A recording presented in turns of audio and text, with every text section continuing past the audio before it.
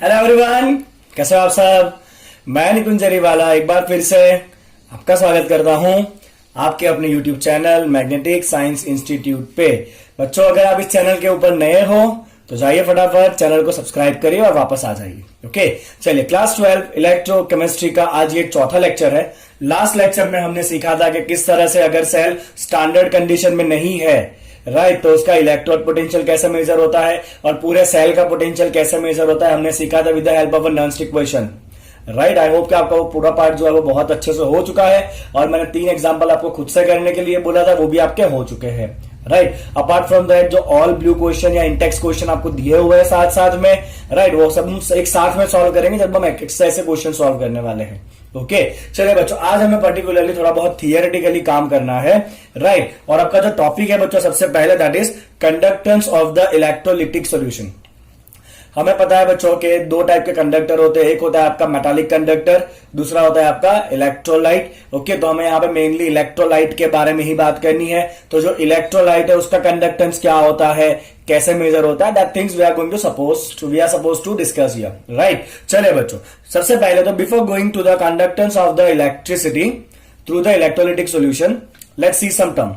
Okay, main topic पे जाए, electrolyte की बात करें उससे पहले थोड़े बेसिक टर्म है जिनको जानना जरूरी है। सबसे पहला बेसिक टर्म है बच्चों आपका R. R is what? Resistance. कुछ भी नया नहीं है आपके लिए। जब भी कभी चार्ज फ्लो होता है तो उस चार्ज को कुछ ना कुछ अपोजिशन मिलता है और उस अपोजिशन को हम क्या कहते हैं बच्चों? रेजिस्टेंस कहते हैं। चले, रेजिस्टेंस का यूनिट क्या होता है बच्चों? ओम होता है। सिंबल आपको पता ही होगा, ओमेगा। ओके, और इसके जो बेसिक यूनिट है ना, बेसिक यूनिट के टर्म में बच्चों ओम होता है। याद रखिएगा, KG metre square per second cube into ampere square. सारे बेसिक क्वांटिटी के फॉर्म में आपका यूनिट ऑफ रेजिस्टेंस कितना होगा? KG into metre square divide by second cube into ampere square. ये बच्चों इंपॉर्टेंट है, एग्जाम में ऐसे एमसीक्यूज बहुत आते हैं। ठीक है, चलिए बच्चों, किस तरह से मेजर करते हैं हम रेजिस्टेंस को? तो रेजिस्टेंस मेजर किया जाता है with the help of an instrument called as Wheatstone bridge. Right, किससे मेजर होता है बच्चों? व्हिटस्टन ब्रिज से। फिजिक्स में इसके बारे में डिटेल में हमें पढ़ना है, यहां भी थोड़ा बहुत डिस्कशन हम करेंगे आगे जाके। चलिए बच्चों, जो कंडक्टर होता है उसका जो रेजिस्टेंस है आर, 10th में आपने फॉर्मूला पढ़ा था, resistance is directly proportional to the length and inversely proportional to the cross sectional area. Combine करेंगे तो क्या हो जाता है बच्चों? R proportional to L by A. Proportionality constant क्या होता है बच्चों? रॉ। ये यहां तक आपने फॉर्मूला पढ़ा है 10th में। R is equal to rho into L by area A. Clear with this? Okay, चलिए बच्चों, रॉ क्या है? तो this rho is called as specific resistance और resistivity. Rho is what? Specific resistance और resistivity. R is resistance, rho is called as specific resistance और resistivity। Okay, तो आपका फॉर्मूला हो जाना है R is equal to rho into L by A। चलिए, इसका यूनिट क्या होगा? तो रो का यूनिट हो जाएगा बच्चों आपका, अगर यहां से हम करें तो R का यूनिट क्या है बच्चों? ओम है। रो का हमें फाइंड करना, लेंथ होता है मीटर में, एरिया होता है मीटर स्क्वायर में। एक एक मीटर कट हो गया तो रो का यूनिट क्या हो जाएगा बच्चों? ओम इंटू मीटर। मीटर ऊपर आ जाएगा ना, तो रो का यूनिट क्या होगा बच्चों? ओम इंटू मीटर होगा। ये पूरा डेटा भी जो है वो रो के बारे में है। चलिए, रो किसके ऊपर डिपेंड करता है? तो रेजिस्टिविटी इज द रेजिस्टेंस। पहले डिफाइन कर लेते हैं इसको। ओके, तो resistivity is the resistance of a substance which is having a length equal to 1 meter and area equal to 1 meter square. Very simple, your R is equal to rho into L by A. If you have the length of the conductor as 1 meter and the area of cross section is also 1 meter square, so these both values are 1, तो उसका जो resistance होगा वो कितना होगा बच्चों? Resistivity रो जितना होगा। ओके, तो ऐसा कंडक्टर जिसका लेंथ 1 मीटर है और उसका एरिया 1 मीटर स्क्वायर है, क्रॉस सेक्शन एरिया, राइट, तो उसका जो रेजिस्टेंस होगा उस रेजिस्टेंस को हम क्या कहेंगे बच्चों?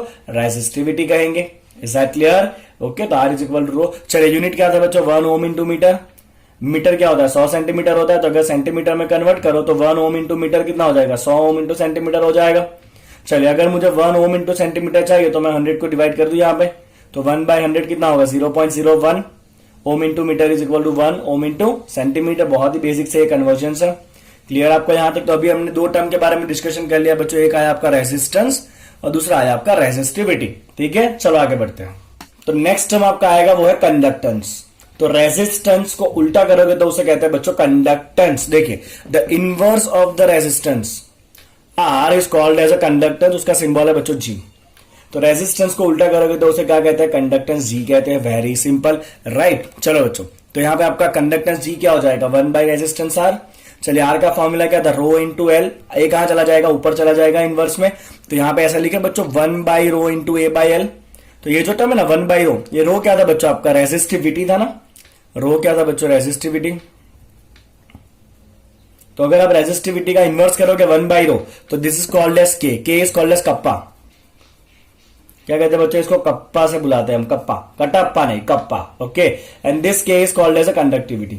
के क्या है बच्चों? कंडक्टिविटी है, राइट। चलिए यहां पे आपका जो जी है, जी क्या था? कंडक्टेंस था, और के क्या है? कंडक्टिविटी है। ओके, जी का यूनिट क्या होगा? तो जी ओम का इनवर्स होगा 1/r। तो ओम का इनवर्स को कहते हैं बच्चों मो। ओम को उल्टा लिखना, OHM, उसका उल्टा मो, या ओमेगा को उल्टा कर दो, राइट। या एक और यूनिट है बच्चों इसका, siemens. The symbol is capital S, that is the unit of the conductance, that is called as siemens. Conductance तक क्लियर? तो तीसरा टर्म कौन सा है बच्चों? कंडक्टेंस है। चलिए अब ये कंडक्टिविटी की बात करते हैं। दर K is called as what? Conductivity, जो अपना चौथा टर्म है। चलिए बच्चों, कंडक्टिविटी का यूनिट क्या है? तो कंडक्टिविटी का यूनिट क्या होने वाला है? Very obvious. तो रो का यूनिट क्या था बच्चों? रो का यूनिट था आपका ओम इंटू मीटर। तो 1/ρ करिए, दैट इज कंडक्टिविटी के। तो ओम का भी उल्टा हो जाएगा, दैट इज मो, और मीटर का उल्टा हो जाएगा, दैट इज मीटर इनवर्स। तो उसका यूनिट क्या होता है बच्चों? या तो आप मो लिखो, या मो की जगह आप साइमन भी लिख सकते हो, राइट, बिकॉज साइमन भी लिख सकते हैं मो की जगह पे। तो आपका यूनिट क्या हो जाना है बच्चों? यूनिट हो जाएगा आपका साइमन पर मीटर और साइमन पर सेंटीमीटर। चलिए कन्वर्जन देखते हैं। 1 साइमन पर मीटर, तो मीटर की जगह अगर मैं 100 सेंटीमीटर लिखूं तो बच्चों, तो ये मीटर की जगह में क्या लिख दूं? अगर 100 सेंटीमीटर लिख दूं तो ये 1/100 कितना हो जाएगा? 0.01 हो जाएगा, और ये यूनिट मीटर की जगह क्या हो जाएगा? सेंटीमीटर। तो 1 siemens per metre is equal to 0.01 siemens per centimetre. 1 siemens per metre is equal to 0.01 siemens per centimetre. Clear हो रहा है बच्चों यहां तक आपको? ओके, चलिए आगे बढ़ते हैं। Fine, very simple. अगर मुझे 1 साइमन पर सेंटीमीटर चाहिए तो मैं क्या करूं? 0.01 को यहां पे नीचे डिवाइड कर दूं, तो 1/0.01 कितना हो जाएगा बच्चों? 100 हो जाएगा। तो 1 siemens per centimetre is equal to 100 siemens per metre. ये सिंपल सा कन्वर्जन है, अगर आपको थोड़ा बेसिक आता है तो ये आपको समझ में आ गया होगा, राइट। चलिए बच्चों, ओके, इसको डिफाइन करते हैं। There is a conductance of a substance having length equal to 1 metre and area equal to 1 metre square. Again वही काम करते हैं बच्चों। आपका फॉर्मूला क्या है? तो फॉर्मूला है बच्चों आपका conductance G is equal to K into A by L, है ना। G equal to K into A by L. So if I put area equal to 1 and length equal to 1, तो अब क्या हो जाएगा? के इक्वल टू जी हो जाएगा। ओके, तो ऐसा कंडक्टर जिसका लेंथ 1 मीटर है और एरिया 1 मीटर स्क्वायर है, तो उसका जो कंडक्टेंस आएगा ना, वो कितना होगा? उसकी कंडक्टिविटी जितना होगा। तो अगर आप डायमेंशन को यूनिट ले लोगे तो जो रेजिस्टेंस होगा वो रेजिस्टिविटी जितना हो जाएगा, और जो कंडक्टेंस होगा वो कंडक्टिविटी जितना हो जाएगा। अगर डायमेंशन कैसा है? यूनिट है, it's length is 1 metre and area is 1 metre square. Got with this? समझ आ रहा है आपको? क्लियर? चलो बच्चों आगे बढ़ते हैं। नेक्स्ट क्या है देखिए, तो किस पे डिपेंड करता है conductivity? This point is important. मैं यहां पे स्टार करूंगा बच्चों, because is an important point. तो कंडक्टिविटी के depends on, first is the nature of the material, second is the temperature and pressure at which you are measuring the conductivity. Very obvious, अलग अलग material का conductivity अलग अलग होगा। Some have very good conductivity, some have very low conductivity, and the conductivity also depends on the temperature and the pressure at which you are measuring the conductivity. So it depends upon the nature, temperature and pressure. What things? Nature, temperature and the pressure. Okay, चलो बच्चों आगे बढ़ते हैं. On the basis of the conductivity K, you can divide the material as a classified as, material can be classified as, the first is a conductor, second is an insulator, इसके बाद आ रहा है बच्चों सेमीकंडक्टर, और फिर आएगा super conductor. चलिए पहले कंडक्टर की बात करते हैं. तो conductor have a very large value of the conductivity. Obviously conductor है मतलब कंडक्टिविटी बहुत हाई होने वाला है, नो डाउट विद दैट. चलिए कौन कौन कंडक्टर होता है बच्चों? मेटल्स होता है, अलॉयज होता है, ये तो आपको पता है. But there are some non metal जो कंडक्टर होते हैं. कौन से नॉन मेटल है जो कंडक्टर है? तो एक तो आपका जाना पहचान आपको पता ही होना बच्चों, graphite. Then the other form of carbon called as carbon black. And there are some organic polymer जो इलेक्ट्रिसिटी कंडक्ट कर सकते हैं. फिजिक्स में इसके बारे में डिटेल में पढ़ने वाले हो in chapter number 3, current electricity. Fine. चलिए बच्चों insulator. Insulator they have very low conductivity, जैसे कि ग्लास हो गया और सिरामिक हो गया. Clear with this? Okay fine. Third है आपका सेमीकंडक्टर. चलिए कंडक्टिविटी कितना होगा उसका? तो कंडक्टर से कम होता है, इंसुलेटर से ज्यादा होता है. That is in between the conductor and insulator. जैसा कि सिलिकॉन, जर्मेनियम तो जाना पहचाना है. फिर आपने केमिस्ट्री के फर्स्ट चैप्टर में पढ़ा है बच्चों P type and N type semiconductors, that is called as doped silicon. And there are some alloys, gallium arsenide. शायद ये टॉपिक आपको ऑलरेडी हो चुका है, राइट? केमिस्ट्री के फर्स्ट चैप्टर में सब कुछ था ये, इलेक्ट्रिकल कंडक्टिविटी ऑफ सॉलिड में. वहां पे ये एग्जांपल था गैलियम आर्सेनाइड. ओके, ऐसा होता है 13-15 सेमीकंडक्टर, 12-16 सेमीकंडक्टर्स, राइट? चलो नेक्स्ट इज सुपर कंडक्टर. तो सुपर कंडक्टर मतलब उनका रेजिस्टिविटी ऑलमोस्ट जीरो हो जाएगा, या उसका कंडक्टिविटी कैसा होगा? इनफाइनाइट होगा. अब ऐसा कौन है जो ऐसे सुपर कंडक्टर बिहेव कर सकते हैं? राइट, तो very first thing is a metal and alloy. But आपको एक काम करना पड़ेगा, आपको उनको एकदम कम टेम्परेचर पे ले जाना पड़ेगा। कितना कम टेम्परेचर? तो metal and alloys at a very low temperature. कितना लो टेम्परेचर बच्चों? 0 to 15 kelvin. Metals and alloy at a very low temperature that is up to 0 to 15 kelvin. इतने कम टेम्परेचर पे मेटल और उसके एलॉय जो है ना, they will behave as a super conductor. But in recent advancement there are some ceramic materials and there are some mixed oxide and they can also behave as a superconductor at about 150 Kelvin. Important for the MCQ. Okay, there are some ceramic materials and the metal oxides, yeah, some mixed oxides, and they behave as a superconductor at about 150 Kelvin. 150 kelvin तक अभी तक super conductivity achieve हो चुका है। कभी अगर ऐसा हुआ ना आगे जाके, अगर रूम टेम्परेचर पे सुपर कंडक्टिविटी अगर अचीव हुआ ना, तो इलेक्ट्रॉनिक्स जो आपको अभी दिख रहा है ना, उसका पूरा का पूरा चेहरा बदल जाएगा। लेट्स वेट फॉर दैट कि कब ऐसा मटेरियल मिलता है। ओके, चलो बच्चों आगे बढ़ते हैं। Now let's talk about the two types of conductors. एक होता है इलेक्ट्रॉनिक कंडक्टर्स और दूसरा होता है बच्चों इलेक्ट्रोलिटिक कंडक्टर्स। पहले बात करते हैं इलेक्ट्रॉनिक कंडक्टर्स। नाम में लिखा है कंडक्टिविटी किसकी वजह से बच्चों? इलेक्ट्रॉन की वजह से, राइट। तो इलेक्ट्रिकल कंडक्टर्स जनरली किसमें से होता है? Through metal. किसकी वजह से होता है? Due to the movement of electron. किस पे डिपेंड करता है? This is very important. So it depends on, first is the nature and the structure of the metal. Second is the number of the valence electron per metal. Very obvious, जितने ज्यादा valence electron होंगे उतना conductivity बढ़ेगा, क्योंकि electricity conduct करने का काम ही कौन कर रहा है? इलेक्ट्रॉन कर रहा है। Very simple thing, right. चलिए बच्चों, then next is this point is very very very important, that is about the temperature. Okay, तो ये पॉइंट कहता है बच्चों कि इलेक्ट्रॉनिक कंडक्टेंस का जो कंडक्टिविटी है ना, डिपेंड्स ऑन, किसकी बात कर रहे हैं बच्चों? Conductance depends on this factor, right. तो उसका जो कंडक्टिविटी है ना, that is inversely proportional to temperature. अब मेटल को अगर ठंडा करोगे ना, तो उसकी कंडक्टिविटी बढ़ती है। आपको ये पॉइंट अभी ध्यान रख लेना है, इसके बारे में डिटेल में फिजिक्स में डिस्कशन होगा। तो आप याद रखिए बच्चों, इलेक्ट्रॉनिक कंडक्टेंस जो होता है that is inversely proportional to the temperature, right. मतलब if you increase the temperature conductivity will decrease और रेजिस्टिविटी विल इंक्रीज। तो अगर रेजिस्टिविटी के लिए लिखना है बच्चों, तो conductivity is inverse of resistivity. तो रेजिस्टिविटी क्या हो जाना है बच्चों? Directly proportional to temperature. क्या हो जाना है? Resistivity is directly proportional to the temperature और conductivity is inversely proportional to the temperature for the electronic conductors, right. चलिए बच्चों वापस एक बार, इलेक्ट्रॉनिक कंडक्टेंस किस किस पॉइंट पे डिपेंड करता है? Nature and structure of metal, number of valence electron and temperature. जो conductivity is inversely proportional to the temperature. Got it? Okay, चलिए बच्चों, now let's talk about the electrolytic और ionic conductance. तो हमें पता है कि whenever there is a solution which contain the ion, it can conduct the electricity. Okay, and that is called as this electrolytic conductance. Fine. तो pure water, if you talk about the pure water, उसके अंदर ion बहुत कम होंगे. It contain very less concentration of ion. कितना होता है बच्चों? Pure water में H plus and OH minus almost आपका होता है 10 power minus 7 molar. Very less, you know that, right? Okay, तो उसका कंडक्टिविटी बहुत कम होगा. कितना होता है बच्चों? ओनली 3.5 इंटू 10 पावर माइनस 5 7 पर मीटर. कितना होता है? खाली 3.5 इंटू 10 पावर माइनस 5 7 पर मीटर जितना होता है प्योर वाटर का. बट अगर आप उसके अंदर कोई सॉल्यूट डाल दो जो इलेक्ट्रोलाइट हो नेचर में, तो आयन बढ़ेंगे. आयन बढ़ेंगे तो कंडक्टिविटी भी बढ़ेगी. Very obvious, right?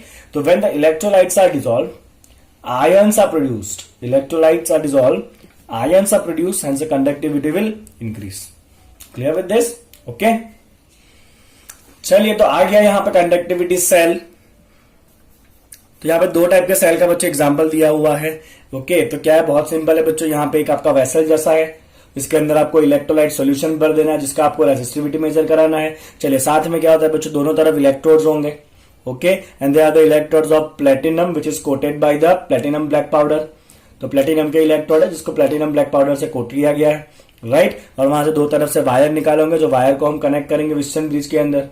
ओके, तो ये एक सैंपल हो गया. ये दूसरा भी एक उसका we can say kind of the sample कह सकते हैं, डिजाइन कह सकते हैं उसका.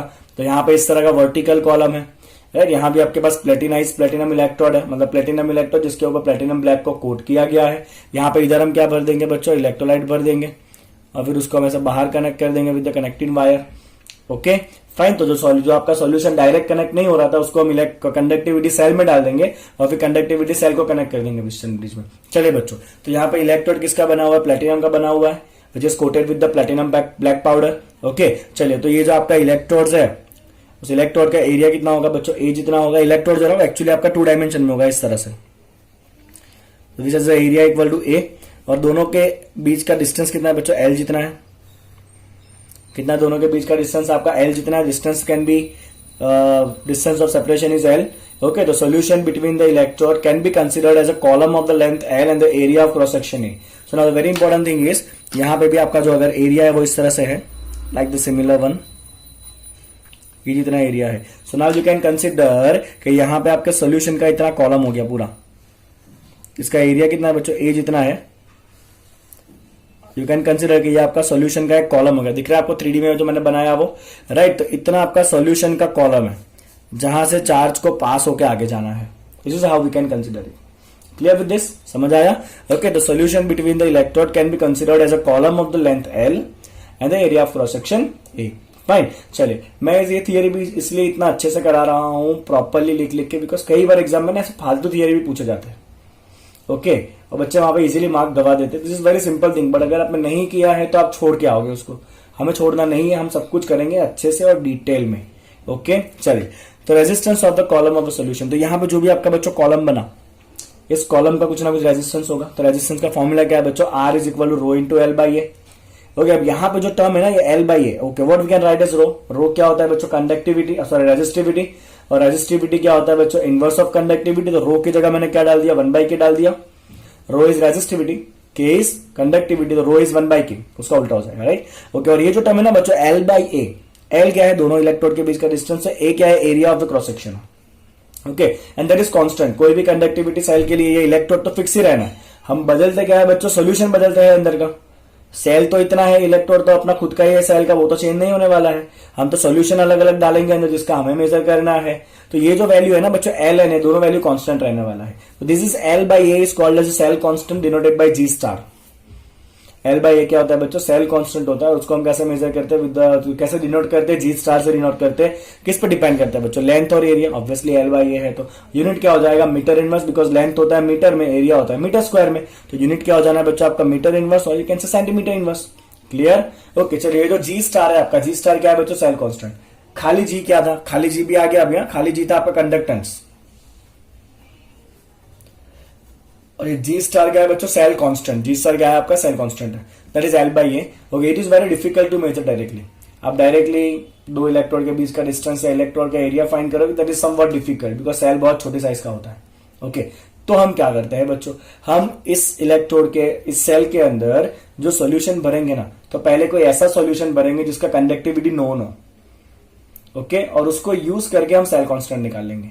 और once we get the cell constant, उसके बाद हमें जो इलेक्ट्रोलाइट का कंडक्टिविटी मेजर करना है उसको इसके अंदर भर देंगे. वो पहले भरा था उसको निकाल देंगे, and then we will again measure the resistance. Let's see G star कैसे मेजर होगा. जी स्टार मतलब cell constant is measured by measuring the resistance of the cell containing a solution whose conductivity is generally known.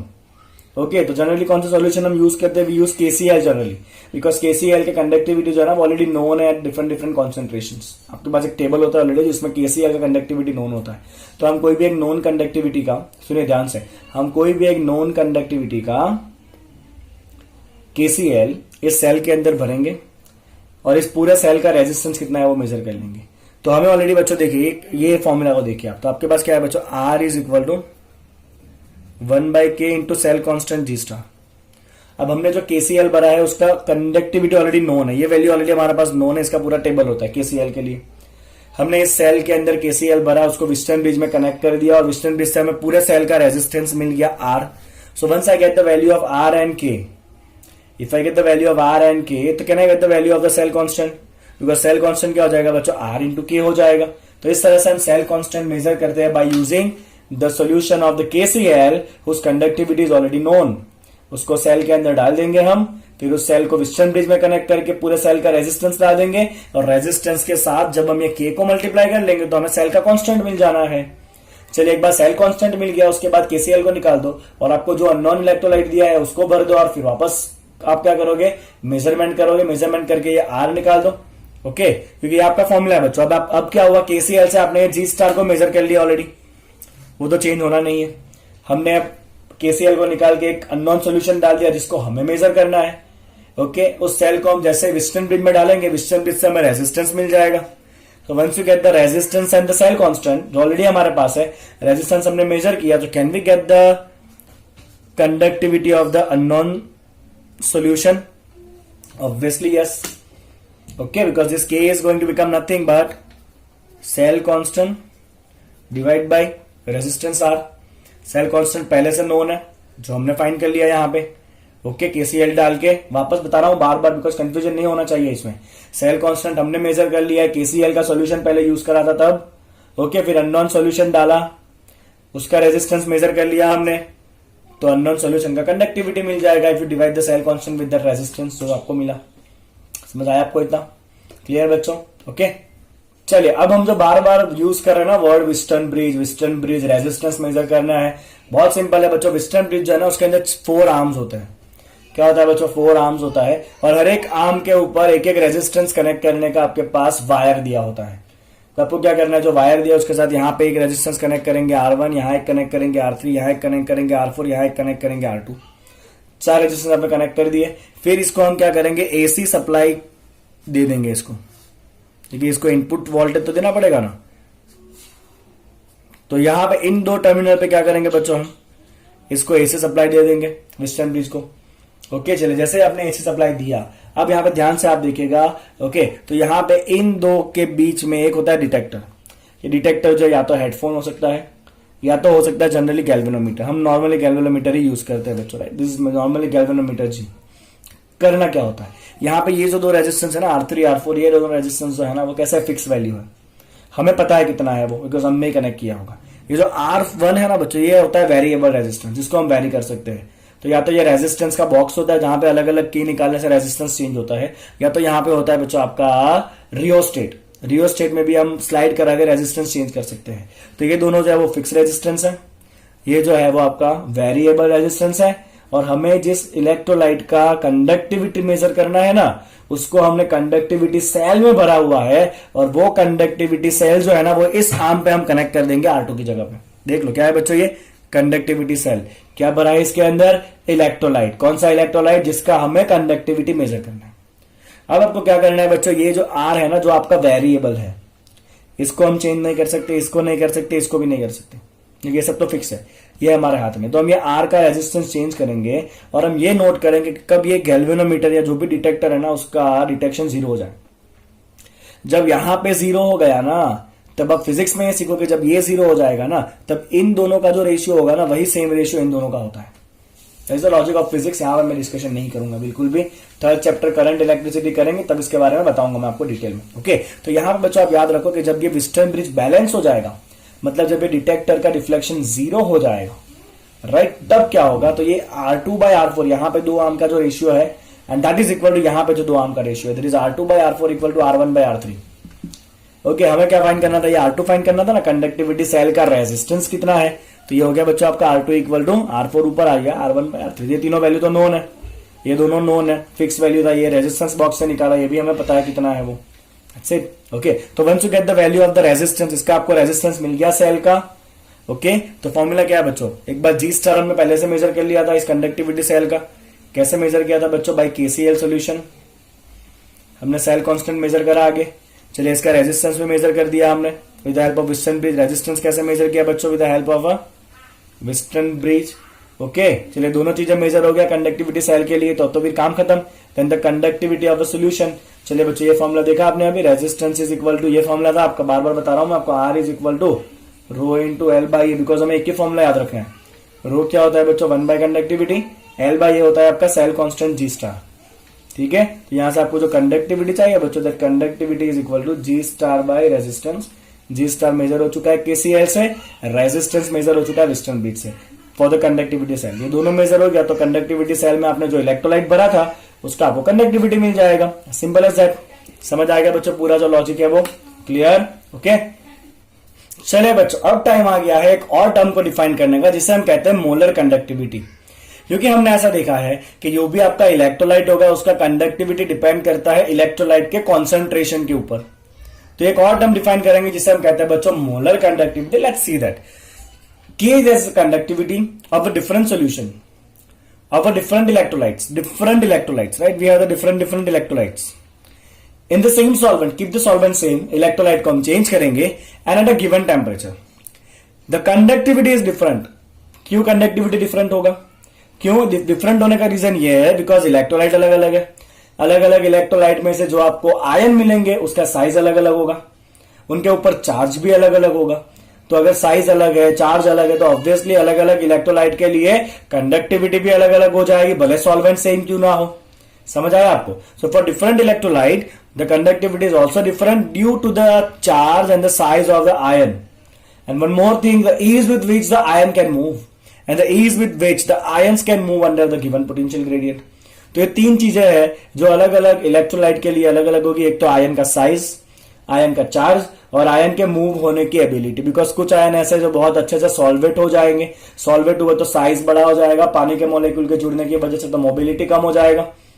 Yes और no, जैसा हमने आगे भी discussion किया। इसीलिए हम यहाँ पे क्या करेंगे बच्चों, एक और टर्म को डिफाइन करेंगे जिसे कहते हैं मोलर कंडक्टिविटी। ध्यान से देखिएगा, इसके बाद इसके दो न्यूमेरिकल सॉल्व करने हैं हमें। ओके, तो molar conductivity is lambda M. Triangle करना है आपको इस तरह का, and that is lambda M, and that lambda M is conductivity per unit concentration. क्या होता है बच्चों, lambda M is conductivity K per unit concentration. Lambda M is equal to K by C. Lambda M is what, K by C. चलिए, के इस conductivity unit रखते हैं बच्चों इसका साइमन पर मीटर। क्या यूनिट रखते हैं बच्चों, साइमन पर मीटर रखते हैं उसका यूनिट। और ये जो सी है, सी इज अ कॉन्सेंट्रेशन। कॉन्सेंट्रेशन को हम रखते हैं बच्चों मोल पर मीटर क्यूब में। आपको एग्जाम में देखना पड़ेगा न्यूमेरिकल में क्या क्या डेटा दिया है। मैं आपको न्यूमेरिकल कराऊंगा, will be very clear for you to understand. Okay, तो ये जो सी है ना, उसका यूनिट क्या है बच्चों, C is the concentration that you will denote as a mole per metre cube. Metre cube is a volume, that is mole per volume ultimately, right. That is mole per metre cube and this is siemens per metre. तो आपके lambda M का unit क्या हो जाएगा, तो के का unit है बच्चों साइमन पर मीटर, यहां से डाला। सी का यूनिट है मोल पर मीटर क्यूब। तो सिंप्लीफाई करेंगे बच्चों तो ये हो जाएगा आपका siemens metre square mole inverse, siemens metre square mole inverse. Okay, अब यहाँ पे कुछ दो तीन स्टेप का कन्वर्जन होता है जो हमें नहीं करना है। हम डायरेक्टली एक फॉर्मूला याद रखेंगे बच्चों, that is very very very crucial for exam point of view. This is something you need to remember. Okay, that your lambda M is equal to 1000 into K by C. और यहाँ पे सब कुछ जो है ना वो सेंटीमीटर में है। सबसे इंपॉर्टेंट क्या है बच्चों, इंपॉर्टेंट ये है कि यहाँ पे जो आपका कॉन्सेंट्रेशन दिया होता है ना बच्चों, this concentration is given in molarity, it is mole per litre. हमें कॉन्सेंट्रेशन कभी मोल पर मीटर क्यूब में दिया ही नहीं होता है, हमें ऑलवेज कॉन्सेंट्रेशन दिया होता है बच्चों सॉल्यूशन का मोल पर लीटर में, that is in molarity unit. So whenever it is given in the form of the molarity, okay, and the K is given, जो कंडक्टिविटी है ना K, that is not in siemens per metre but that is in siemens per centimetre, that is important. Okay, तो K आपको Simon per centimetre में रखना है, concentration आपको molarity में रखना है, मोल पर लीटर में। ऐसा करेंगे ना तो आपको जो लैम्बडा एम मिलना है उसका यूनिट क्या हो जाएगा, siemens centimetre square mole inverse. जो यहाँ पे siemens metre square mole inverse था, देख लीजिए वापस एक बार। अगर आपने के को रखा साइमन पर मीटर में, इसको रखा मोल पर मीटर क्यूब में, तो आपका लैम्बडा एम का यूनिट क्या बनेगा, siemens metre square mole inverse. But अगर आपको सपोज कॉन्सेंट्रेशन दिया हुआ है मोलारिटी में, किसमें दिया है बच्चों कॉन्सेंट्रेशन, हमें मोलारिटी यूनिट में दिया हुआ है, राइट। और जो हमें लैम्बडा एम सॉरी जो के का वैल्यू है बच्चों, वो के का वैल्यू हमें दिया हुआ है साइमन पर सेंटीमीटर।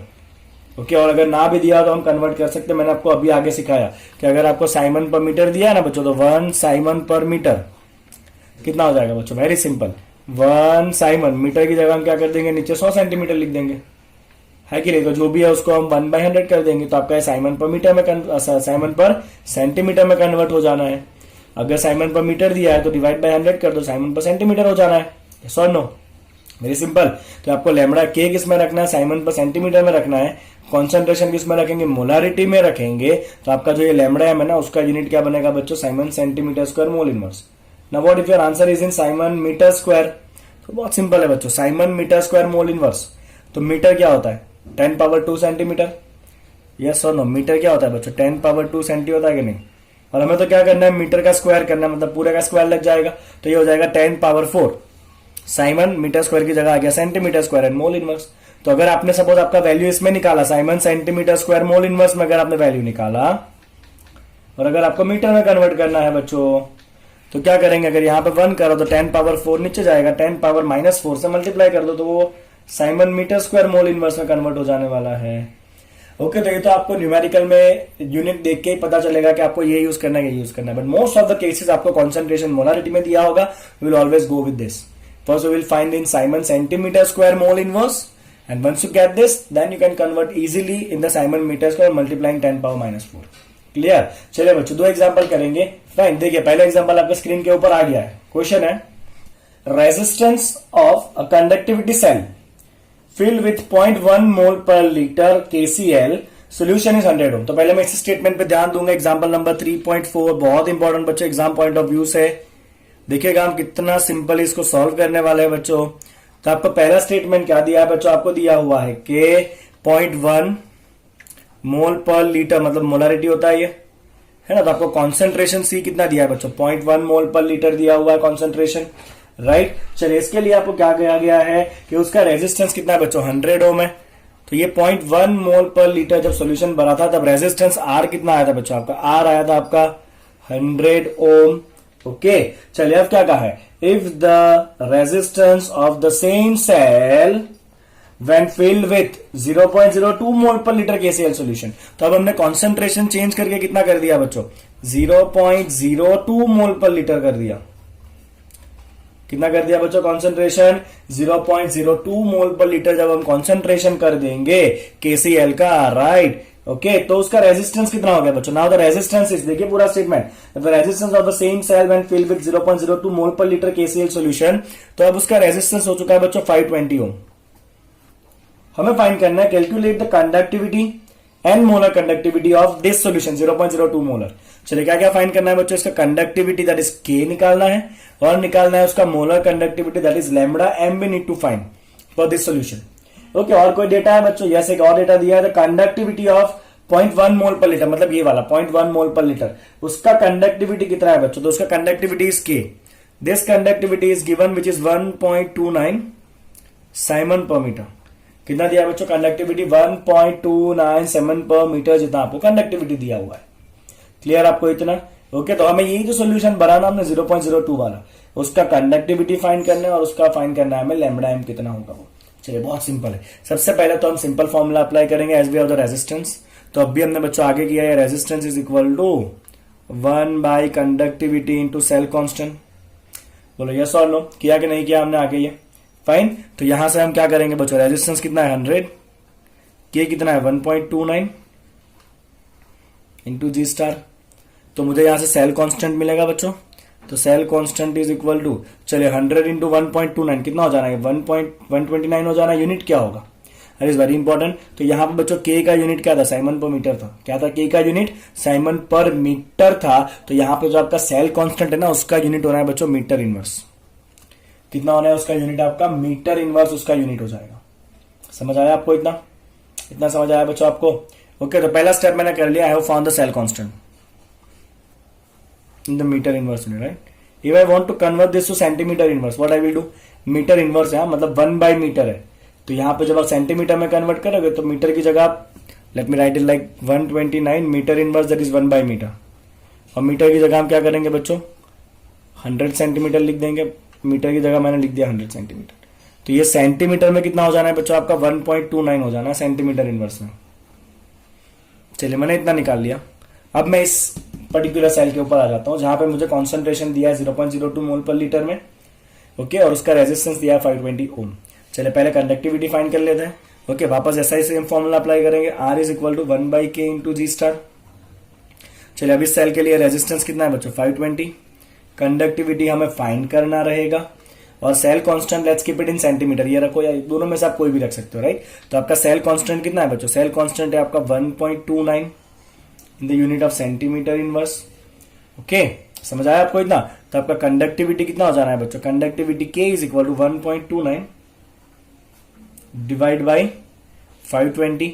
चलिए यूनिट क्या होगा बताइए, यूनिट क्या होगा आपका। ओके, तो ऑब्वियसली है कि ये के जो है वो ऊपर गया, 520 किसमें था बच्चों, आपका ओम में था। मैं आपको सब यूनिट भी साथ में कराऊंगा। तो ये ओम कहां आ गया बच्चों, आपका नीचे आ गया। ओम नीचे आया मतलब ये क्या हो जाएगा, ओम इनवर्स। ये पूरा टर्म नीचे है ना, तो ओम इनवर्स। और यहाँ पे क्या है बच्चों, आपका सेंटीमीटर इनवर्स। ये ओम इनवर्स को हम क्या कहते हैं बच्चों, मो कहेंगे या उसको हम साइमन भी कहेंगे। तो ये हो जाएगा आपका siemens centimetre inverse as unit, siemens centimetre inverse. Okay, चलिए वैल्यू बताइए कितना होगा बच्चों, 1.29 डिवाइड बाई 520 करो बच्चों, कितना हो रहा है 1.29 by 520, this will come as 0.00248। Okay चलिए, अगर इसको आपको मीटर में कन्वर्ट करना है तो क्या करोगे बताइए। चलिए, तो अगर आपको इसको मीटर में लाना है तो ये आप you can keep it in centimetre only, आप ये भी रख ही सकते हो, बट अगर आपको मीटर में आंसर लाना है तो देखिए क्या करोगे, बोलिए, चले बताइए बच्चों। तो यहाँ पे क्या है आपका सेंटीमीटर कहाँ पर है, नीचे है कि नहीं, सेंटीमीटर इनवर्स है ना, मतलब ये सेंटीमीटर कहाँ पर है बच्चों, नीचे है। ओके, अब सेंटी क्या होता है 10 पावर -2 जो आपका डिनोमिनेटर में रहेगा, बिकॉज सेंटीमीटर पूरा नीचे है, तो अब ये 10 पावर -2 ऊपर रहेगा तो 10 पावर +2 हो जाएगा, मतलब यहाँ पे हम 100 मल्टीप्लाई करेंगे तो ये 0.248 साइमन पर मीटर भी आप लिख सकते हो इसको। You can keep any of this two value, both are right, कोई गलत नहीं देने वाला है आपको। ठीक है, चलिए बच्चों, तो आपका ये आंसर आ गया कि ये जो सेल था 0.02 मोल पर लीटर वाला, उसका कंडक्टिविटी मिल गया। क्या मिल गया बच्चों, उसका हमें कंडक्टिविटी। अब एक और चीज फाइंड करना है बच्चों हमें, that is the molar conductivity, है ना। अब दो चीजें फाइंड करनी थी, यहाँ पे मोलर कंडक्टिविटी भी चाहिए, लैम्बडा एम। फॉर्मूला क्या है बच्चों लैम्बडा एम का, जैसे हमने कहा था वही आप रखिए 1000 इंटू K/C। ओके, ध्यान क्या रखना है, इसको किसमें रखना है, साइमन पर सेंटीमीटर में, इसको किसमें रखना है, मोलारिटी यूनिट में, that is mole per litre, जो आपको क्वेश्चन में वही दिया होगा ऑलवेज। ओके, और लैम्बडा एम का आंसर किसमें आएगा बच्चों आपका, siemens centimetre square mole inverse. एक दो क्वेश्चन आप सॉल्व करोगे ना, उसके बाद ये अपने आप आपसे होता जाएगा। That is 1000 into K। चलिए, K कंडक्टिविटी है इस सेल का, जो आपको रखना है साइमन पर सेंटीमीटर में, ये वाला वैल्यू दैट इज 0.00248, और उसका मोल पर लीटर कॉन्सेंट्रेशन कितना है बच्चों, मोल पर लीटर कॉन्सेंट्रेशन ये रहा 0.02 मोल पर लीटर। ओके, तो अगर आप इसको सॉल्व करोगे बच्चों तो आपका लैम्बडा एम का वैल्यू आ जाने वाला है give me a second 124। Okay, unit क्या होगा बच्चों इसका, Simon centimetre square mole inverse. तो आप ये ध्यान ही रखिए बच्चों, आपको यही फॉर्मूला अप्लाई करना है, 1000 into K/C। C is your molarity directly, इसको साइमन पर सेंटीमीटर में रखना, आंसर आएगा Simon centimetre square mole inverse. तो ये आपका आंसर आ गया बच्चों मोलर कंडक्टिविटी का, लैम्बडा एम का। अगर इसको आपको कन्वर्ट करना है मीटर में, तो मैंने आपको बताया था 10 पावर -4 कर दो, यहाँ पे कितना हो जाएगा बच्चों, 124 इंटू 10 टू द पावर -4, ये हो गया siemens metre square mole inverse. चलो क्लियर है न्यूमेरिकल कैसे किया हमने वो। तो ये कौन सा वैल्यू है बच्चों आपका, मोलर कंडक्टिविटी है। ठीक है, तो पहले आपको एक सेल दे दिया था बच्चों, ये 0.1 मोलर वाला, उसका कंडक्टिविटी भी दे दिया था, यहां से हमने निकाला सेल कांस्टेंट, और एक बार सेल कांस्टेंट मिल गया उसके बाद जो दूसरा सॉल्यूशन दिया उसका आप कंडक्टिविटी फाइंड करो और मोलर कंडक्टिविटी भी फाइंड कर लो, सिंपल एज दैट। चलिए, दूसरा एक क्वेश्चन आपके स्क्रीन पे आया है बच्चों। The question is the electrical resistance दिया है of the column of 0.05 mole per litre. देखो यहाँ भी कॉन्सेंट्रेशन मोल पर लीटर में है। Okay, the resistance the annual solution of the diameter 1 centimetre and the length is 50 centimetre. Okay, तो जो column बनना ना, हमने बताया था ना कि आप दो इलेक्ट्रोड के बीच में आप कॉलम कंसिडर करोगे, तो उस कॉलम का लेंथ दिया हुआ है और उस कॉलम का एरिया दिया हुआ है, डायमीटर है, वहां से हमें एरिया मिल जाएगा, राइट। और रेजिस्टेंस कितना है 5.55 इंटू 10 पावर 3 ओम है। क्या क्या कैलकुलेट करना है बच्चों, उसका रेजिस्टिविटी निकालना है, कंडक्टिविटी निकालना है और निकालना है मोलर कंडक्टिविटी। ओके, लेट्स सी।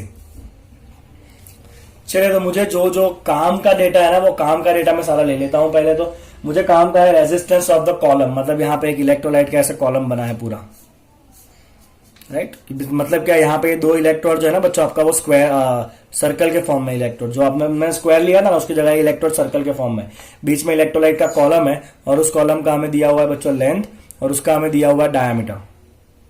चले बच्चों, लेंथ कितना दिया आपको, कॉलम का लेंथ दिया हुआ है आपको 1 centimetre. Okay, let's just keep it in centimetre only, हमें आगे जाके काम में आएगा, keep it in centimetre. Okay, और उसका length the length is 50 centimetre, और उसका डायमीटर कितना दिया, डायमीटर दिया बच्चों 1 सेंटीमीटर, तो ऑब्वियसली उसका रेडियस कितना हो जाएगा 0.5 सेंटीमीटर होगा। तो यहां से आपको एरिया मिल जाएगा बच्चों, सर्कल है, सर्कल का एरिया कितना होता है πr²। ओके, तो if you will solve this you will get your area is equal to, pi का वैल्यू डालो बच्चों 3.14, ये सेंटीमीटर में कितना है 0.5 का स्क्वायर, तो this will come as 0.785 centimetre का, दिस योर एरिया। चलिए, और ये जो पूरा कॉलम बना उस कॉलम का रेजिस्टेंस कितना दिया बच्चों, resistance R is given as 5.55 into 10 power 3 ohm. चलिए, इसको ऐसे ही लिख देता ना 5550, 1000 मल्टीप्लाई कर देते, 10 पावर 3 मल्टीप्लाई कर दिया। ओके, चलिए बच्चों, इतना आपका हो गया हो, अगर तो अब आगे बढ़ेंगे यहां से।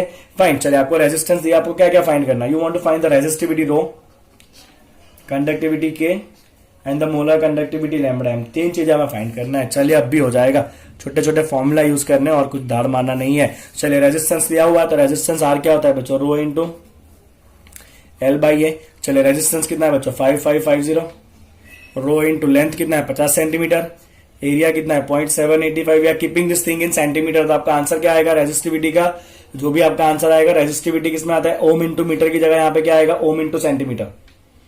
कितना आएगा बच्चों, ओम इंटू सेंटीमीटर। तो यहां से हम रो फाइंड कर लेंगे, ओम इंटू सेंटीमीटर यूनिट में।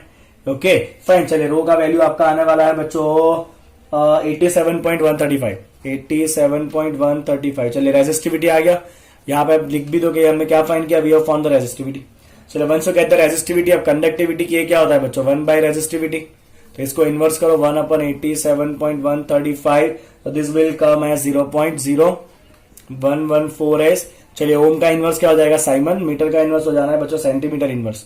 तो ये हमने क्या फाइंड कर लिया, this value is about conductivity. चलिए अब बात कर लेते हैं मोलर कंडक्टिविटी लैम्बडा है, आपको तो पता ही है formula 1000 into K by C.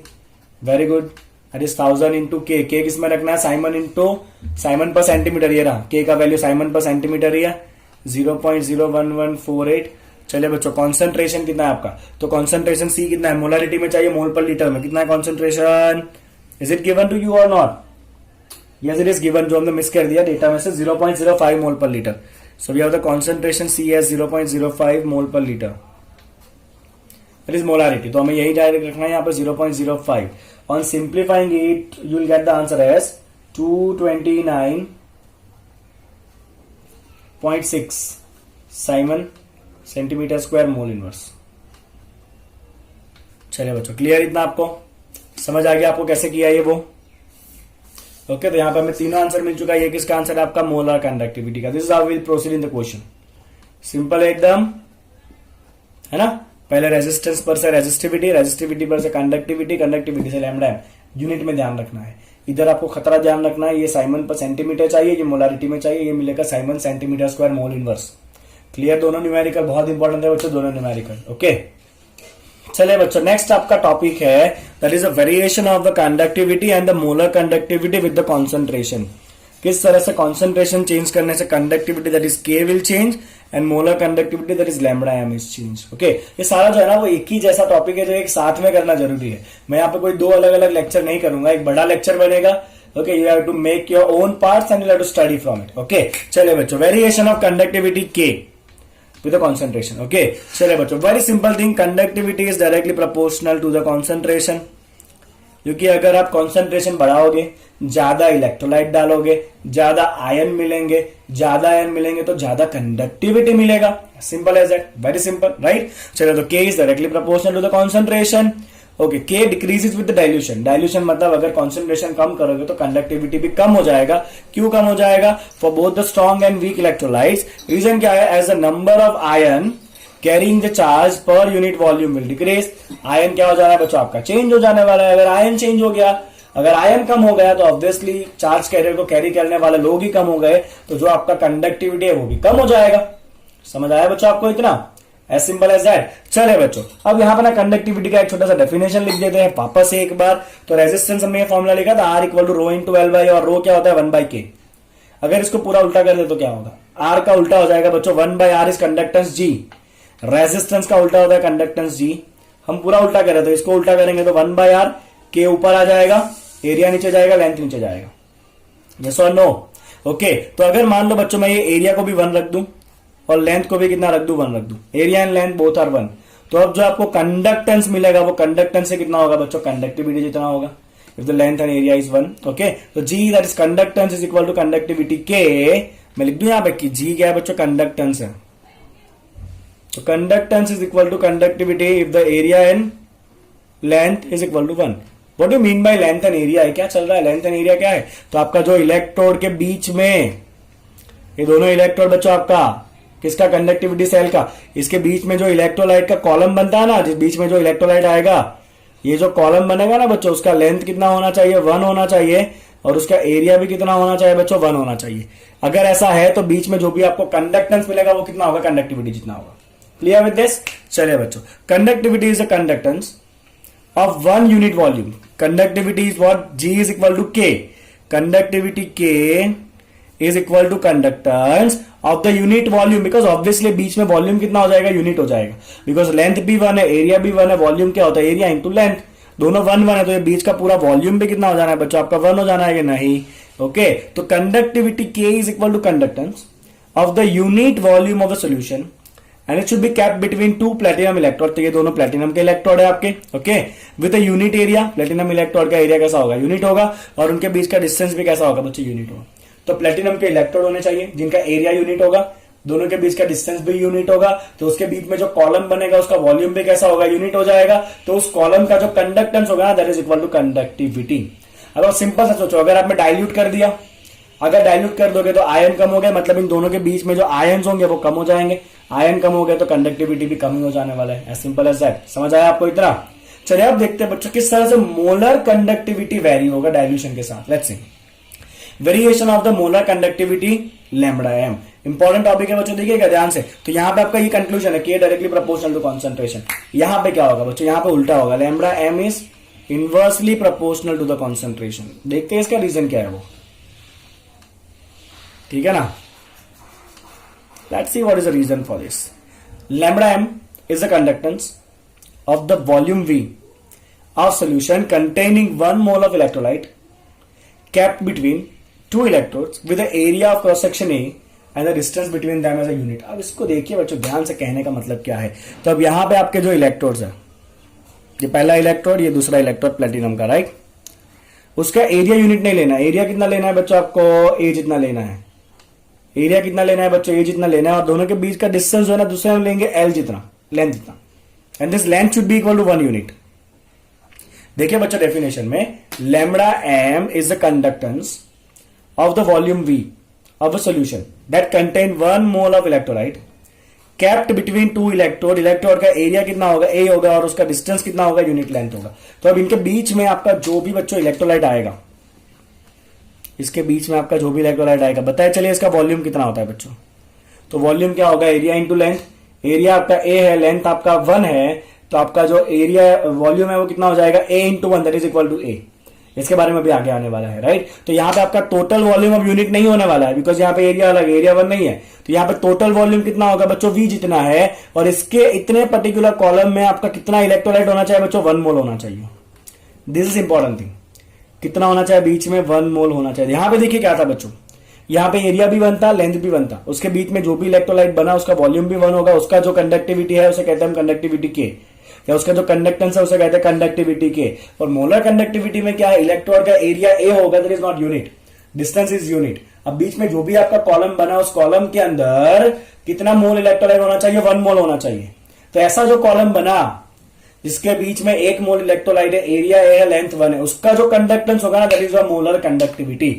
Clear, आपको ये स्टेटमेंट जो टेक्स्ट बुक में दिया हुआ है, समझना थोड़ा मुश्किल है।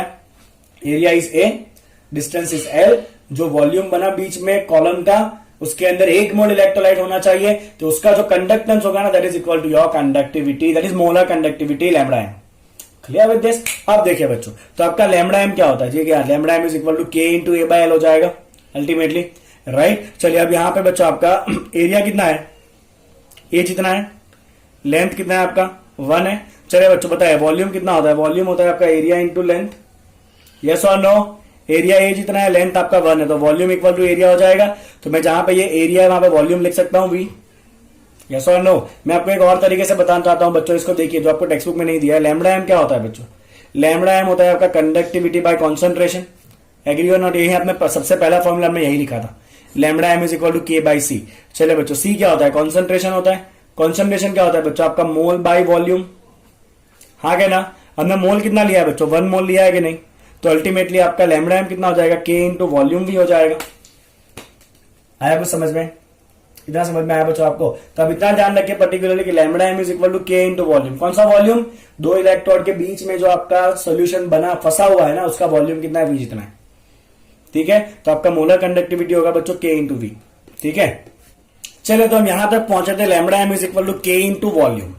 अब अगर आपने डाइल्यूट किया, डाइल्यूट करोगे तो क्या होगा बच्चों, वॉल्यूम बढ़ जाएगा, राइट। मतलब 1 मोल पहले जितने वॉल्यूम में था उसके कंपेयर में अब वॉल्यूम जो है वो ज्यादा हो जाएगा, जिसके अंदर 1 मोल होगा, हाँ क्या ना, यस और नो।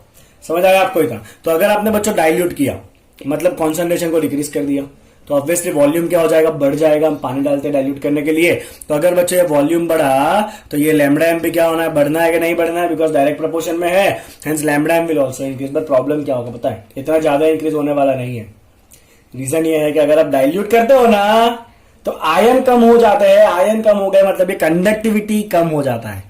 तो एक वॉल्यूम बढ़ेगा बट कंडक्टिविटी घटेगा, मतलब अल्टीमेटली इतना ज्यादा यहाँ पे इंक्रीज दिखने वाला नहीं है। इनफैक्ट कंडक्टिविटी का डिक्रीज जो है ना वो डोमिनेट कर जाता है। देखिए स्टेटमेंट बच्चों, but on dilution conductivity decrease more compare to the increase in volume. Okay, तो इतना सा आपका टॉपिक है। फाइन, चलिए बच्चों आगे देखते हैं limiting molar conductivity, that is lambda 0m। ये लिमिटिंग मोलर कंडक्टिविटी क्या है, तो जब आपने सॉल्यूशन को डाइल्यूट किया किया किया किया, कंडक्टिविटी बढ़ी बढ़ी बढ़ी बढ़ी बढ़ी, तो आप जब इनफाइनाइट डाइल्यूट कर दोगे, कितना कर दोगे बच्चों, इनफाइनाइट डाइल्यूट, राइट, मतलब उसका कॉन्सेंट्रेशन कितना हो जाएगा, ऑलमोस्ट जीरो। तो कॉन्सेंट्रेशन बच्चों जब रीचेस टू जीरो हो जाएगा ना, तब जो मोलर कंडक्टिविटी होगा ना उसे कहते हैं लिमिटिंग मोलर कंडक्टिविटी। देखिए बच्चों, lambda M is equal to what, K by C. If I take this C nearly equal to zero, concentration मैंने एकदम जीरो जितना कर दिया, या हम कहेंगे बच्चों कि उसका वॉल्यूम जो है ना वो लगभग इनफाइनाइट कर दिया। ओके, तो अगर ये एकदम जीरो हो जाएगा तो ऑब्वियसली लैम्बडा एम जो है वो मैक्सिमम हो जाएगा। तो जब आपका कॉन्सेंट्रेशन जीरो हो जाता है ना, ऑलमोस्ट मतलब एकदम इनफाइनाइट डाइल्यूट कर देंगे ना, ओके, तब जो मोलर कंडक्टिविटी होगा ना बच्चों उसे कहते हैं हम limiting molar conductivity lambda 0m। समझ आया आपको, इतना क्लियर पूरा टॉपिक। ओके, तो शॉर्ट में क्या याद रखना है बच्चों, कंडक्टिविटी के डाइल्यूशन के साथ घटता है, molar conductivity lambda M dilution के साथ बढ़ता है।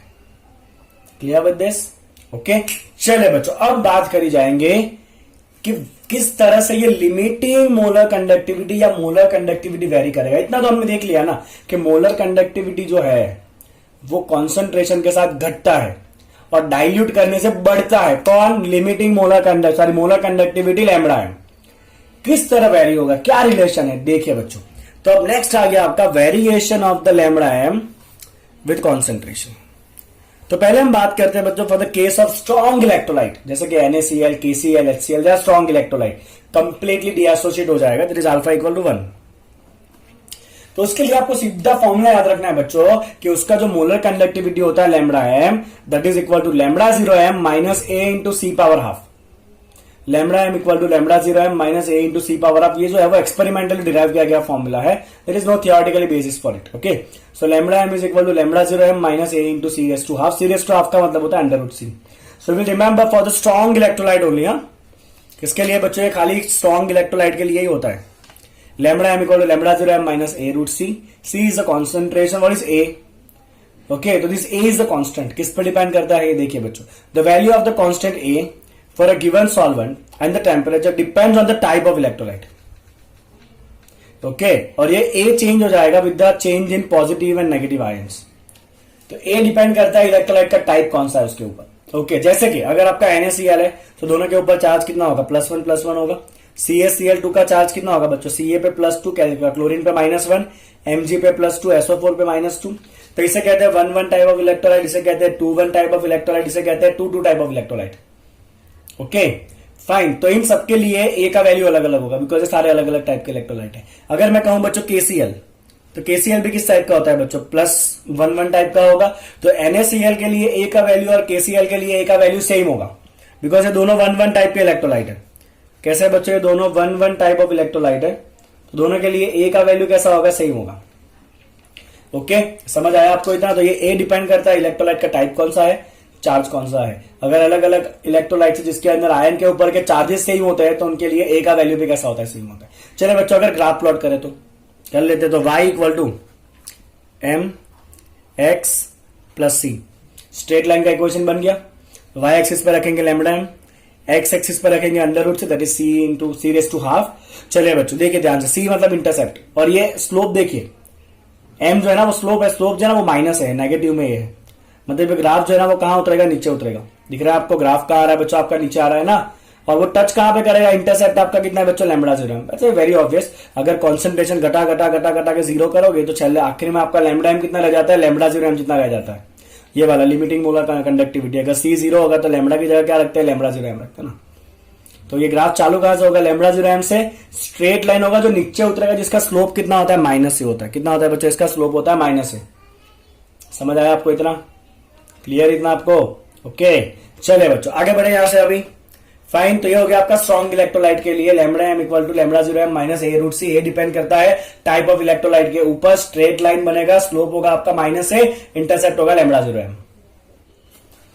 चलिए बच्चों, मैंने एग्जांपल नंबर 3.6 आपके स्क्रीन के ऊपर रखा है सॉल्यूशन के साथ। सिंपल सा क्वेश्चन है, देखिए क्या दिया है बच्चों, the molar conductivity it is lambda m of KCl। KCl क्या होता है बच्चों, स्ट्रॉन्ग इलेक्ट्रोलाइट होता है, right, okay. At a different concentration is given. तो देखिए आपको एक टेबल जैसा दिया हुआ जहां पे कॉन्सेंट्रेशन है आपका मोलारिटी में और साथ में दिया है बाजू में उसके अकॉर्डिंगली आपका कंडक्टिविटी या मोलर कंडक्टिविटी कितना होगा वो दिख रहा है आपको। चलिए आपको क्या फाइंड करना है, show that a point between lambda, show that a plot between lambda m and under root of c is a straight line, determine the values of lambda 0m and the constant a for KCl। Okay, कैसा करोगे बच्चों, चलिए तो यही दिया है ना, किसका ग्राफ प्लॉट करना है, under root of c versus lambda m। Lambda m तो दे दिया है, बट c का वैल्यू दिया है, तो सारे c के वैल्यू का अंडर रूट करिए। देखिए बच्चों नीचे दिखा आपको सॉल्यूशन में सबसे पहले c का हाफ पावर लगा दिया है, that is under root of c। तो सबके ऊपर जितने c के वैल्यू है सबका अंडर रूट कर लो, करा चारों वैल्यू का अंडर रूट। सामने क्या है उसका लैम्बडा m है, अकॉर्डिंगली जो भी है वो लैम्बडा m को हाथ नहीं लगाना है, वो will keep it as it is, c का अंडर रूट करेंगे। चलिए ग्राफ पेपर लेना है, ग्राफ पेपर के ऊपर आपको पॉइंट तो प्लॉट कराना आता ही होगा as well as student of 12th standard. Okay, तो जैसे ही हम 4 पॉइंट प्लॉट कराएंगे बच्चों, तो क्या दिख रहा है आपको, चारों पॉइंट को जोड़िए, स्ट्रेट लाइन दिखा, यस और नो। ओके, ये ध्यान रखिएगा जब भी ये क्वेश्चन ऐसे एग्जाम में आने वाला नहीं है क्वेश्चन, इसीलिए हम सिंपल डिस्कशन कर रहे हैं। चारों लाइन को जोड़ा बच्चों, स्ट्रेट लाइन मिला।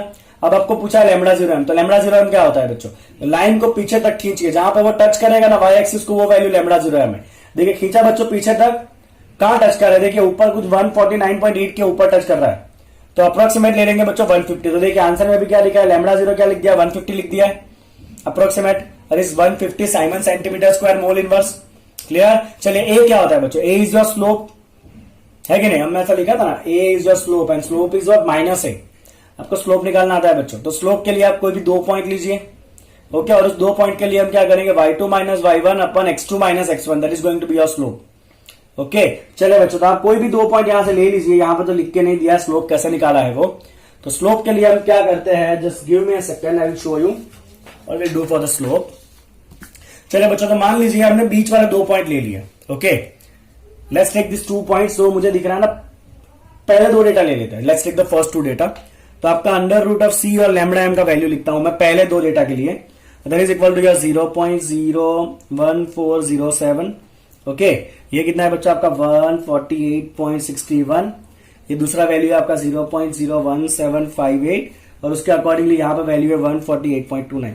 चलिए y एक्सिस पे कौन है बताइए, तो y एक्सिस पे बच्चा आपका लैम्बडा m है और x एक्सिस पे कौन है बच्चा आपका अंडर रूट ऑफ c है। तो this value is your x1, this value is accordingly y1, this value is your x2 and this value is accordingly your y2।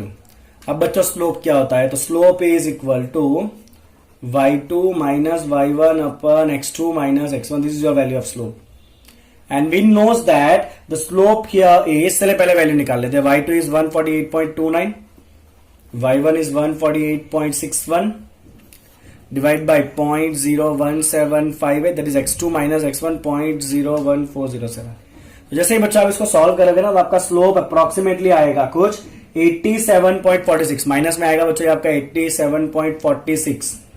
This is going to be your slope. Okay, चलिए इसका unit क्या होगा बच्चों बताइए, इसका unit क्या होने वाला है। तो स्लोप में हमने क्या किया, y बाई एक्स किया ना, y के ऊपर क्या था, मोलर कंडक्टिविटी था, मोलर कंडक्टिविटी का यूनिट क्या था बच्चों बताओ, साइमन सेंटीमीटर स्क्वायर पर मोल था, यस और नो, हाँ क्या ना।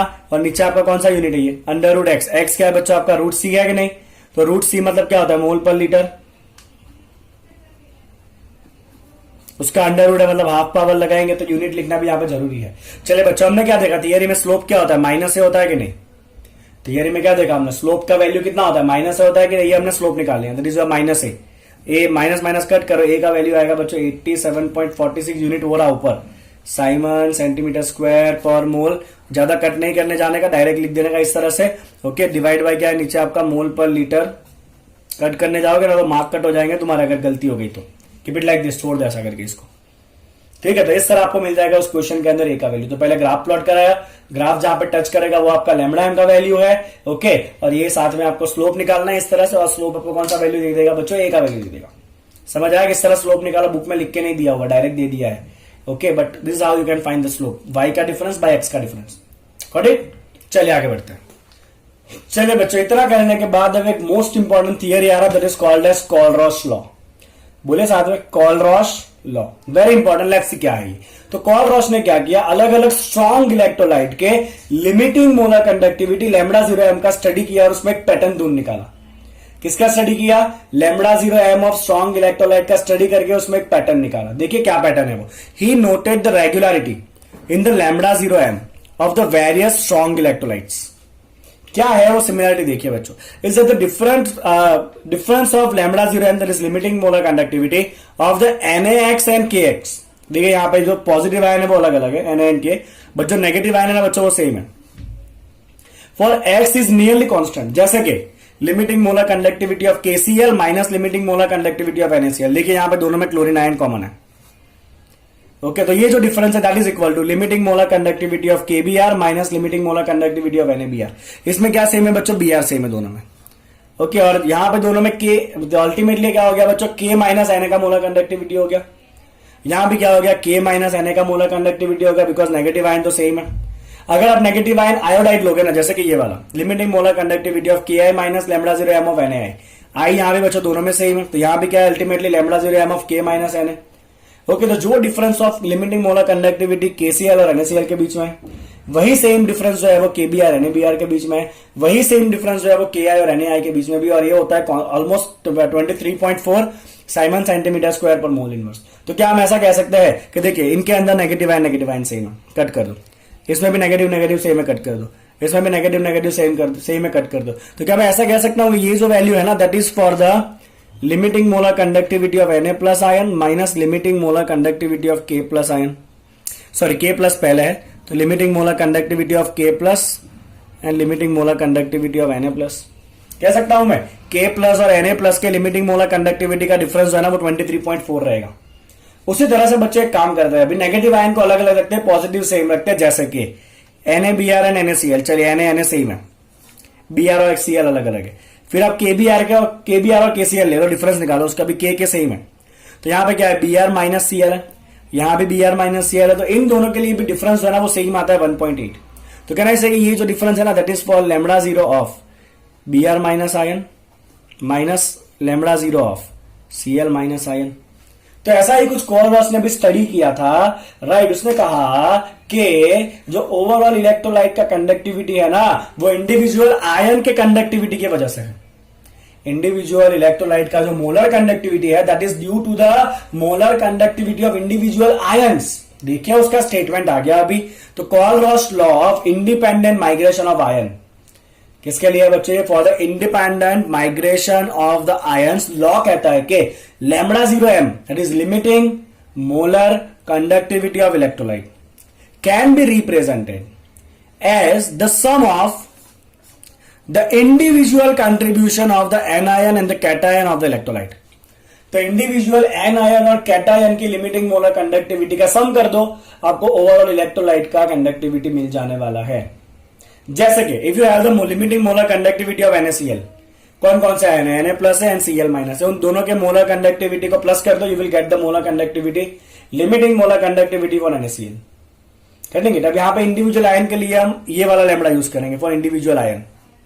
If it is for the case of, अगर मान लो कोई इलेक्ट्रोलाइट ऐसा है कि जिसके अंदर V प्लस जितने पॉजिटिव आयन है और V माइनस जितने नेगेटिव आयन है, तो उसका मोलर कंडक्टिविटी क्या होगा, that is V plus time molar conductivity of positive ion plus V minus time molar conductivity of negative ion. ज्यादा दिमाग पे जोड़ने डालना है, इफ इट इज CaCl2 तो एक Ca+2 आयन होगा, that is molar conductivity of Ca+2 ion plus Cl minus 2 होंगे, that is 2 times molar conductivity of Cl minus. If it comes as limiting molar conductivity of, let's say it is Na3PO4 twice, Na3PO4, skip it, Na3PO4, right।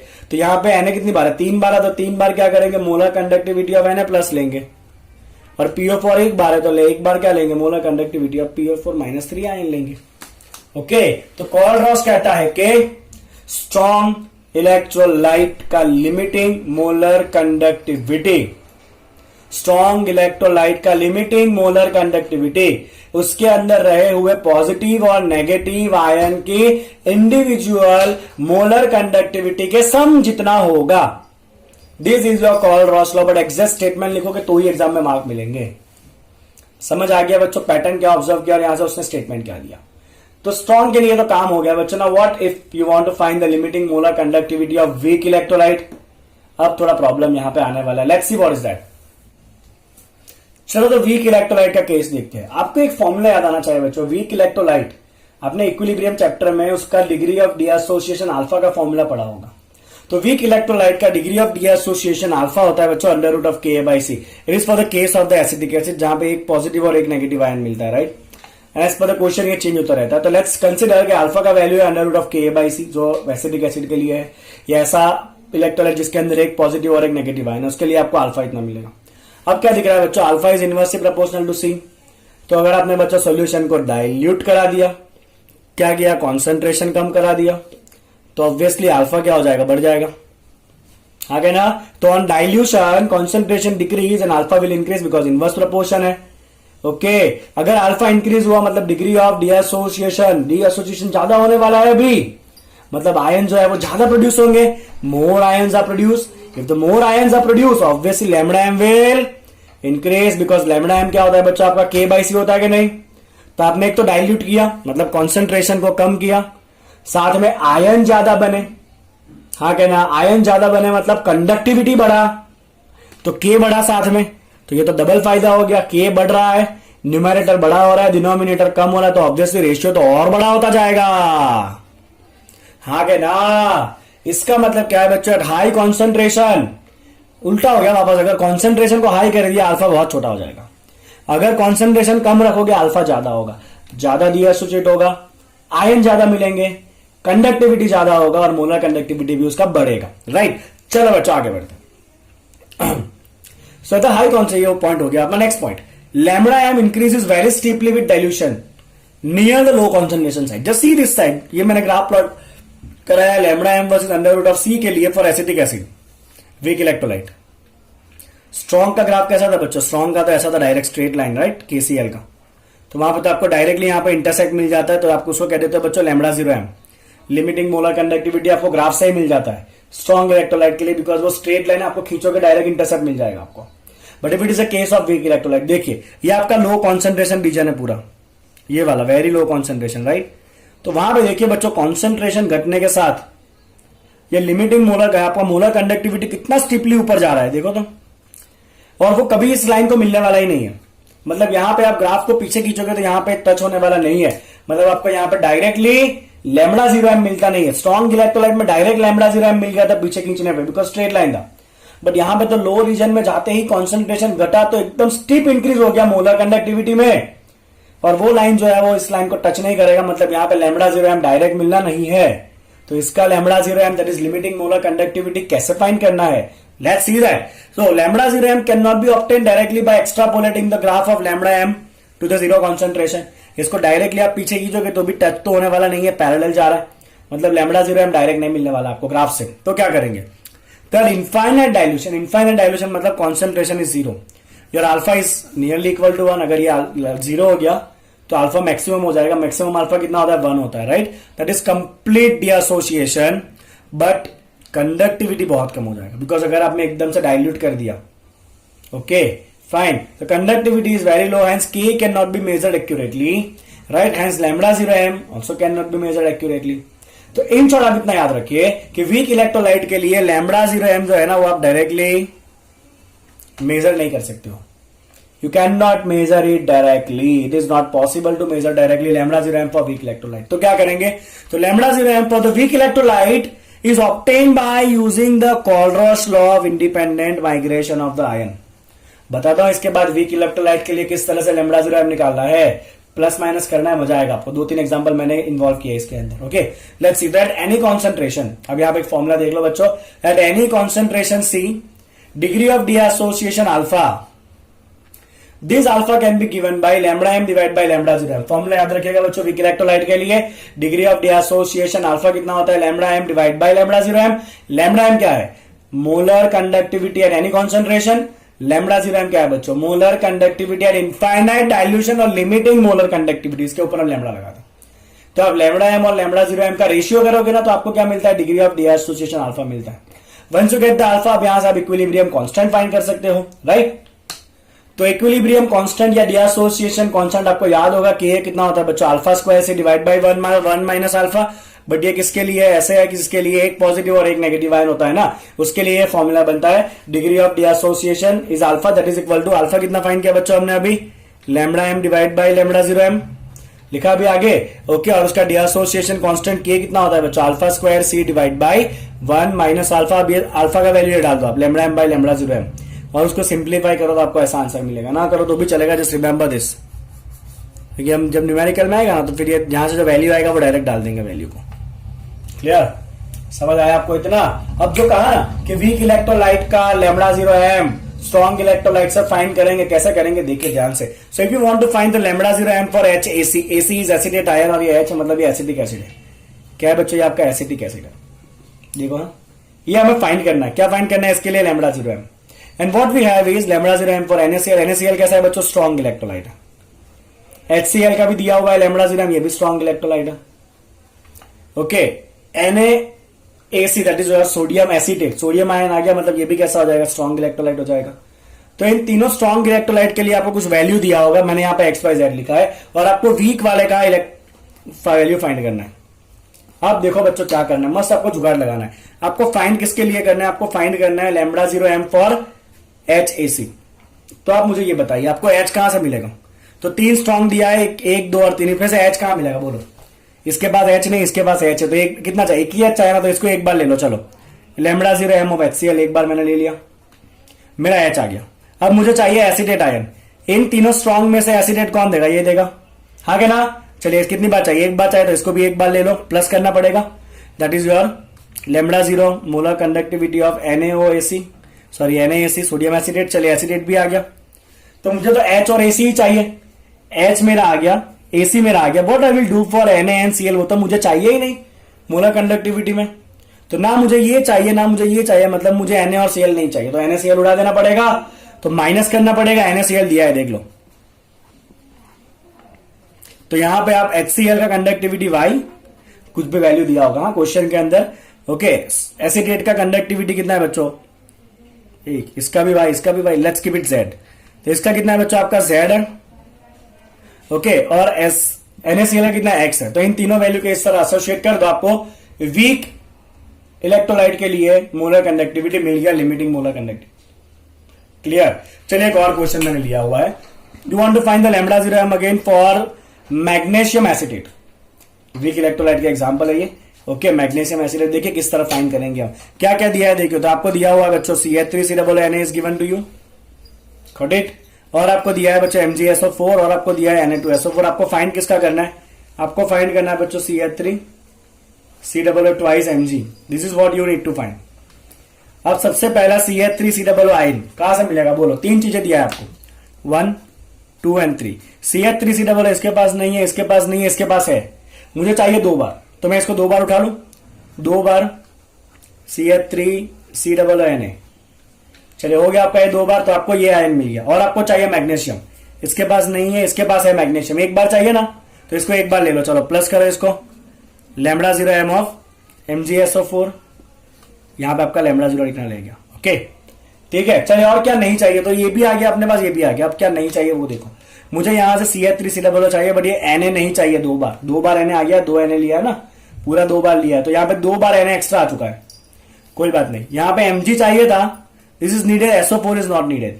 तो मुझे 2 बार Na और 1 बार SO4 नहीं चाहिए, मतलब मुझे क्या नहीं चाहिए, मुझे Na2SO4 नहीं चाहिए, तो मैं उसको माइनस कर दूंगा लैम्डा m ऑफ Na2SO4। तो इस तरह सिंपली आपको प्लस माइनस करना है, जिसको फाइंड करना है उसको पहले लिख लीजिए, और उसमें जो जो आयन है उसको ढूंढिए ऊपर से कहां से मिलना है, कितना मिलना है उसके साथ मल्टीप्लाई कर दीजिए।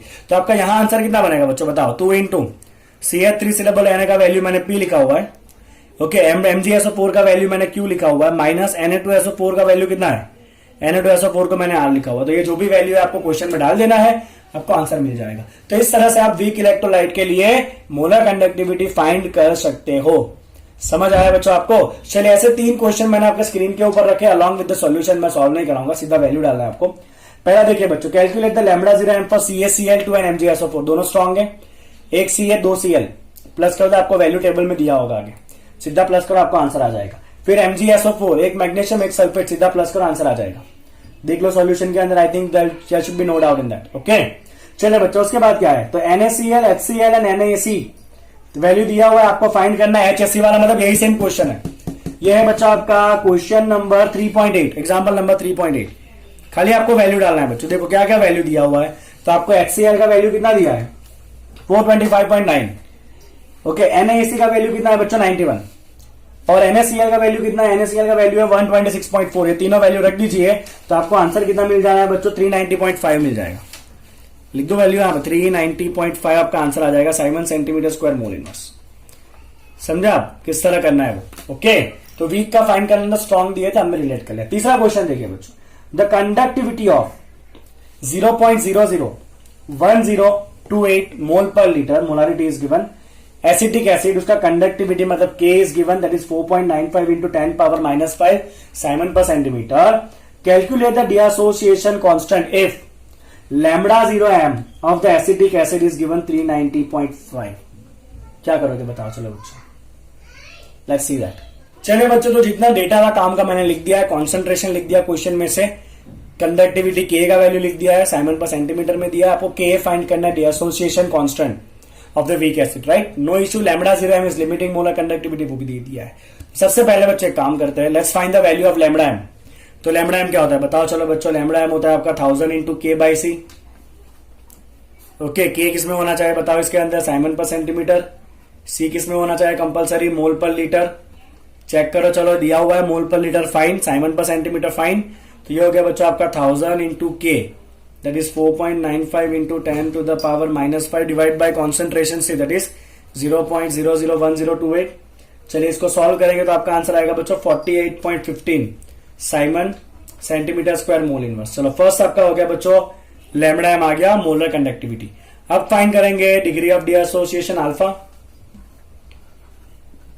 राइट? तो degree of dissociation alpha is equal to क्या होता है बच्चों? Alpha lambda m divide by lambda 0m। सीखा अभी आगे फॉर्मूला ये?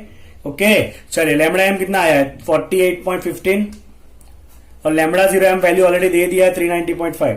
कई बार ये वैल्यू डायरेक्ट नहीं दिया होता है, कॉल रॉस लॉ से निकालना होता है, बट अभी डायरेक्ट दे दिया हुआ है। तो आपका अल्फा का वैल्यू आ जाएगा 0.1233। 0.1233 कितना आ जाएगा बच्चों? आपका अल्फा आ जाना है 0.1233। चलो, तो पहले लैम्बडा m फाइंड करना है, फिर अल्फा फाइंड करना है। Once you find the value of alpha, अब जो आपको पूछा गया बच्चों डिसोसिएशन कांस्टेंट,